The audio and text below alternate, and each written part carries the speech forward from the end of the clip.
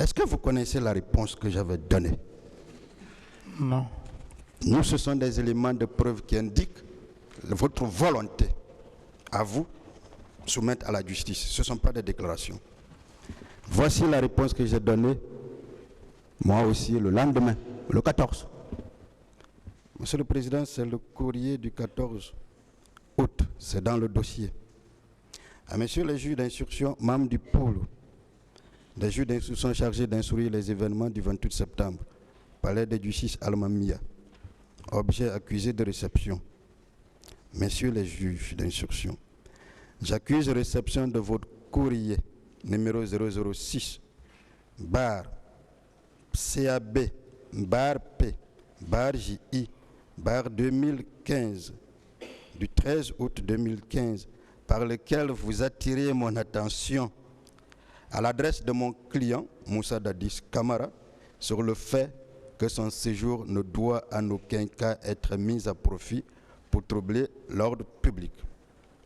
J'en prends bonne note et je puis vous garantir que mon client, en décidant de rentrer dans son pays après 6 ans, a décidé en même temps de rentrer en paix, dans la plus grande tranquillité, avec pour unique intention de se mettre à la disposition de la justice de son pays, collaborer avec elle et préparer au mieux sa défense. Monsieur le Président, est-ce qu'on peut déduire encore une fois de tout cela, c'est-à-dire le refus des autorités guinéennes de l'époque de vous laisser entrer et l'embarras ou l'hésitation des autorités judiciaires de vous laisser entrer, que ces autorités savaient que le président Dadis que vous êtes ne pouvait être responsable des faits pour lesquels il avait été inculpé? Oui, maître. D'ailleurs, est-ce que vous vous rappelez que c'est seulement quand vous avez décidé de vous porter candidat à l'élection présidentielle en 2015 que la machine judiciaire a été mise en place pour empêcher que vous rentrez? Oui, maître. Vous vous rappelez avoir été désigné par un parti politique qu'on appelle le FPDD? Oui, maître. Vous n'étiez pas encore inculpé à l'époque, n'est-ce pas? Tout à fait. Est-ce que ce n'est pas à partir de là, parce que des élections devraient se faire en 2015, qu'on a voulu vous empêcher de rentrer? Oui, maître. J'étais considéré comme témoin à l'époque. Parfait, on va y arriver. On va commencer au soubassement et on va monter. Dites-moi, est-ce que vous vous rappelez le tollé que l'annonce de votre candidature à l'élection présidentielle avait suscité, notamment du côté du gouvernement et des ONG, dont la FIDH et l'OGDH, qui sont malheureusement parties civiles à la présente procédure? Oui, maître. Est-ce que vous vous rappelez qu'en ma qualité d'avocat, j'avais voulu intenter une action en justice contre ces ONG à l'époque et que vous m'en avez empêché alors que tous les actes étaient prêts? Oui, maître. Mais, Monsieur le Président, pourquoi m'aviez-vous empêché à l'époque? Vous voyez aujourd'hui la FIDH est là, l'OGDH est là. Pourquoi vous m'aviez empêché à l'époque? Je me rappelle, je vous ai empêché, j'ai dit, si vous le faites, ça risque de porter préjudice au jugement, puisque ces institutions, ces ONG sont directement rattachées, ou tout au moins liées aux événements du 28 septembre. Le faire, ça allait créer des incidences. Je vous ai humblement demandé d'accepter de ne pas incidenter afin que la justice et les ONG s'accordent pour le jugement. Parfait. Mais est-ce que ce n'était pas aussi parce que vous ne vouliez pas, vous, Dadis, monsieur Moussa Dadis Camara, rester devant alors qu'il y a le dossier des événements du 28 septembre plus important que vous? Oui, tout à fait. Vous ne vouliez jamais prioriser votre personne. C'est bien cela? C'est bien ça.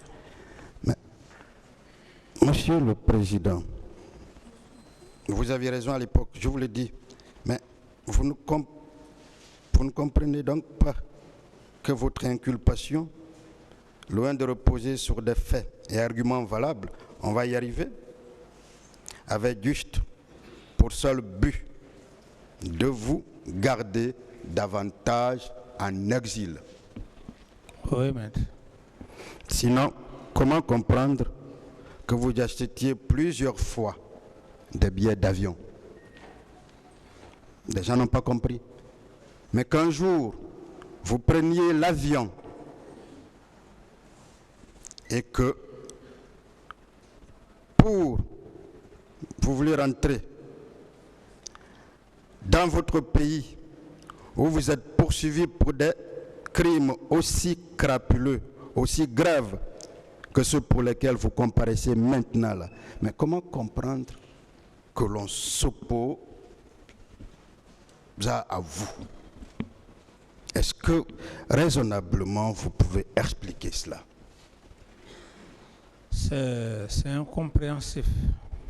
C'est incompréhensible. N'est-ce pas? Oui. D'accord. Aujourd'hui, que nous ne sommes plus dans le passé, que nous sommes devant le tribunal criminel, est-ce que le même engagement, la même volonté continue de vous hanter, de vous traverser pour que votre vérité, votre bonne foi soit encore visible, vue par ce tribunal criminel? Oui, maître. Monsieur le Président Dadis, je voudrais que nous parlions de certaines notions. On va faire un chapeau. De certaines notions, bien que techniquement, qui sont techniques, mais qui peuvent avoir un impact, peut-être même négatif, sur la décision qui sera prise. Et hors de moi toute idée de préjugés de ce qui va arriver. Je veux qu'on parle des notions de commandant en chef des forces armées. Je veux qu'on parle des notions de délégation de pouvoir. On a beaucoup parlé ici, toutes les parties ont parlé de commandant en chef des forces armées parce que vous l'étiez. Même le seul rapport d'enquête internationale qui vous incrimine dans cette affaire, mais qui vous disculpe en même temps, ne parle que de cela. Dites-moi,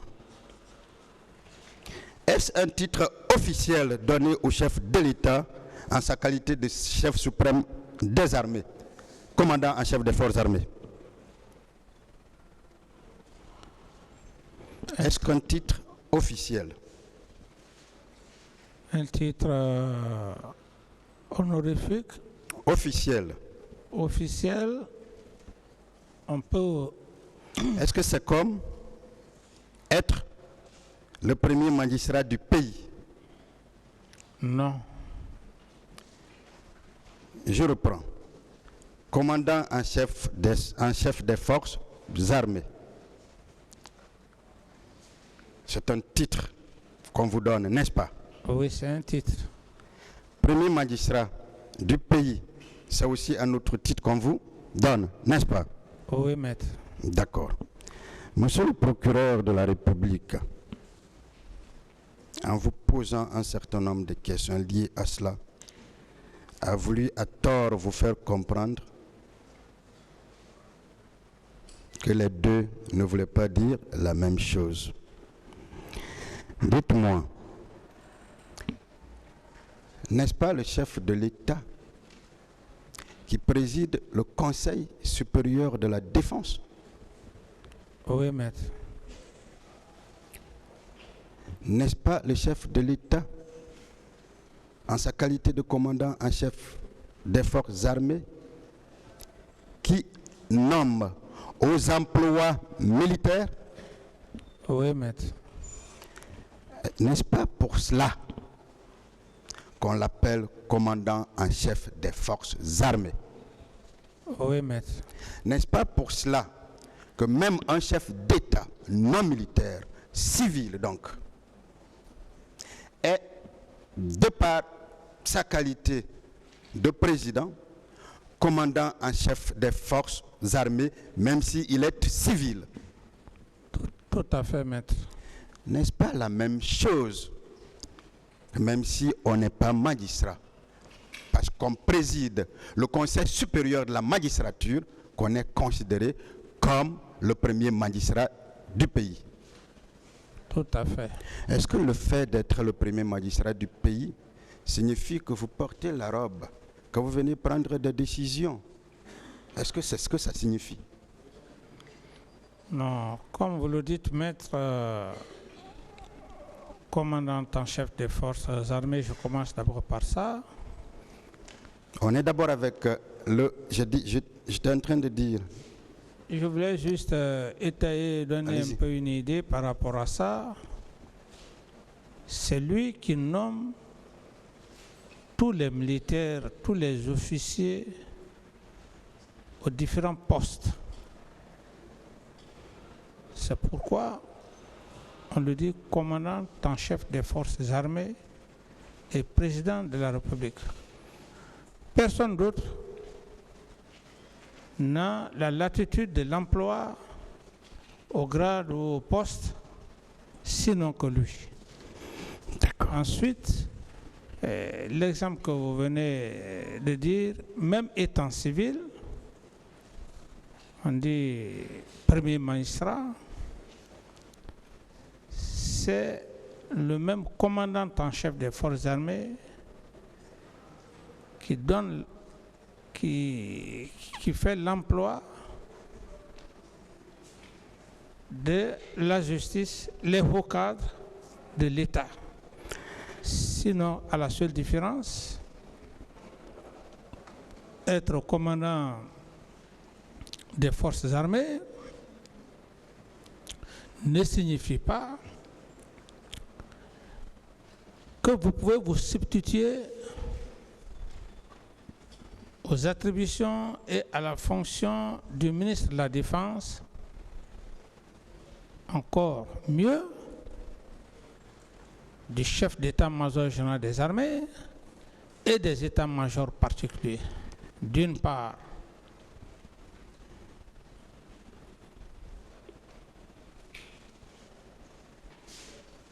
de côté de la magistrature, le commandant en chef des forces armées ne peut pas se substituer de la fonction des attributions du ministre de la Justice, à plus forte raison les procureurs et juges. C'est cette différence. Parfait. Parfait.